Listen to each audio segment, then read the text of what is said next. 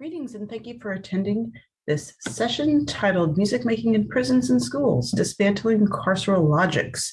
My co-author, Rebecca Swanson, recently graduated from her music education degree from the University of Iowa, and our research will be published in the forthcoming Oxford Handbook of Care and Music Education, edited by Karin Hendricks.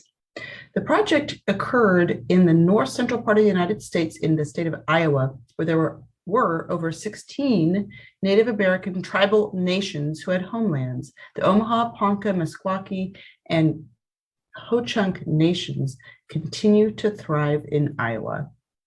Our research, we argue that performative art-making programs have the potential to counter the punitive structures of carceral systems found in prisons, schools, and society. It occurred inside the Iowa Medical and Classification Center, commonly known as Oakdale Prison. Inside the prison, the gym is where the choir and songwriting workshop occurred, and the third case study, the group piano class, met in a separate room. In our study, our three-part case study of music making in a prison, we use Frank Rogers' framework of compassion-based activism to describe our experiences in this collective case study.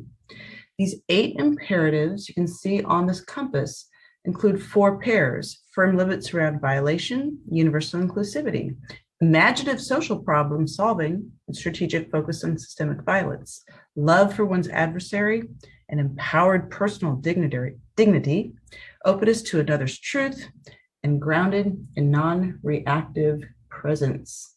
Rogers asserts that our core self is wise and compassionate, but can be disrupted.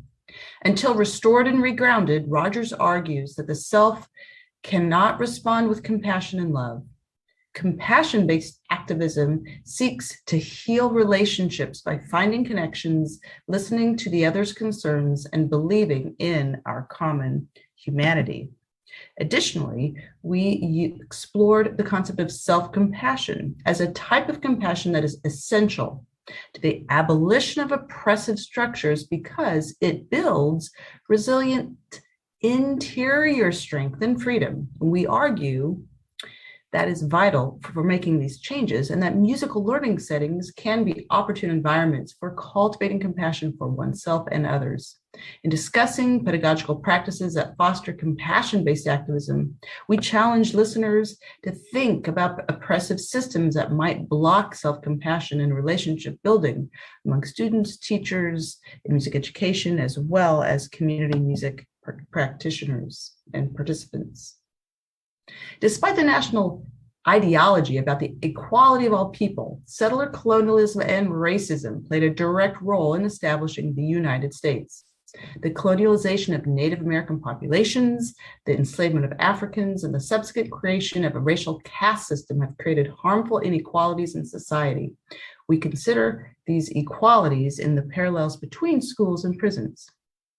Carceral logic refers to ways of thinking, even by those who are not explicitly connected to prisons, that are shaped by practices and ideas of imprisonment. For example, assumptions that police in prisons are solutions to complex social problems, such as poverty, addiction, and mental health, is an expression of carceral logics.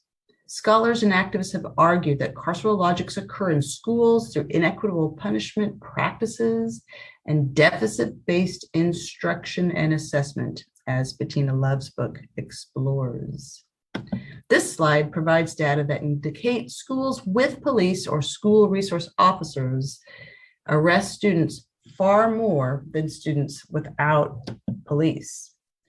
People of color, especially Black people, are disproportionately punished in schools and incarcerated in U.S. prisons compared to white people. Implicit bias of teachers and law enforcement professionals contribute to these inequalities. Specific pedagogical approaches, such as standardized testing, may be considered extensions of carceral logic. Wayne Awe describes how standardized tests were originally used over 100 years ago to prove intelligence superiority of whites in comparison to non-whites. Standardized tests also suppress student creativity, individuality, and empowerment and learning. To a lesser extent, such conditions reflect more extreme depersonalization that occur in prisons, where incarcerated individuals are stripped of their personhood, many times referred to by their last names and ID numbers, and perform mundane tasks with few opportunities for creativity, individuality, and personal choice. Our study included the Oakdale Prison Community Choir, which was founded in 2009 and continued 12 years before the pandemic stopped all volunteer programming in the prison. Some of the ways the choir embodied compassion-based activism include songwriting, the prison songwriting workshop, which occurred each summer and generated 154 original songs, 82 of which the choir performed at concerts in the prison gym.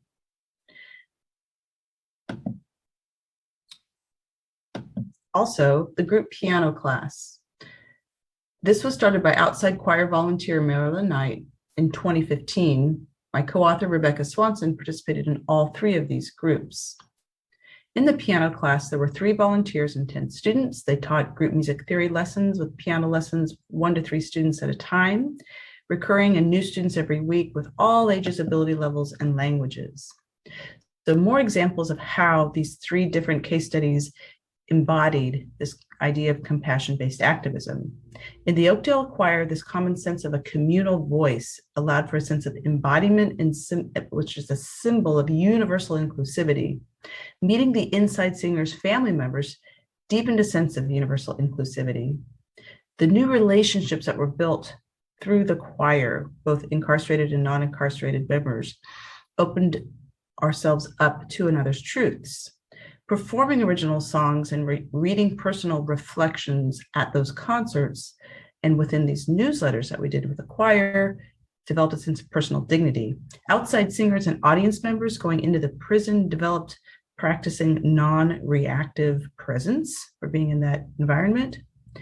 And I created a peace-building class in conjunction with this project, which provided all students an opportunity for imaginative social problem solving. Songwriting workshop provided opportunities to practice self-compassion in that process of learning how to write songs, opening up oneself to another's truths, recognizing another's suffering, grounded in non-reactive presence while workshopping the songs, building a sense of personal dignity, and some of the songs related to compassion and self-compassion. For example, the song Remember Be Love had the lyrics, "Life was not designed for us to hate, but a masterpiece birthed from above. Evil will not be what steals our fate. Forget complaining, remember.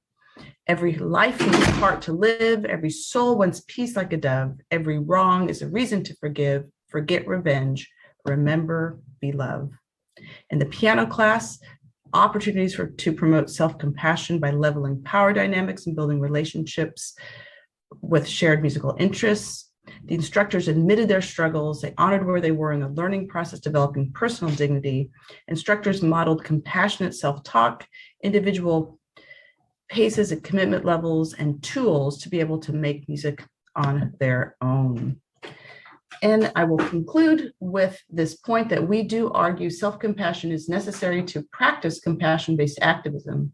The Oakdale Prison Choir, songwriting workshop, and group piano class each provided experiences for instructors and students alike to build resilient interior strength and freedom. We challenge all of us to consider what those oppressive systems might block self-compassion and relationship building and work to create communities of caring. By the way, next week at the ISME conference, I will be presenting a summary of research for this forthcoming book that is titled Music Making in U.S. Prisons, Listening to Incarcerated Voices. Thank you very much.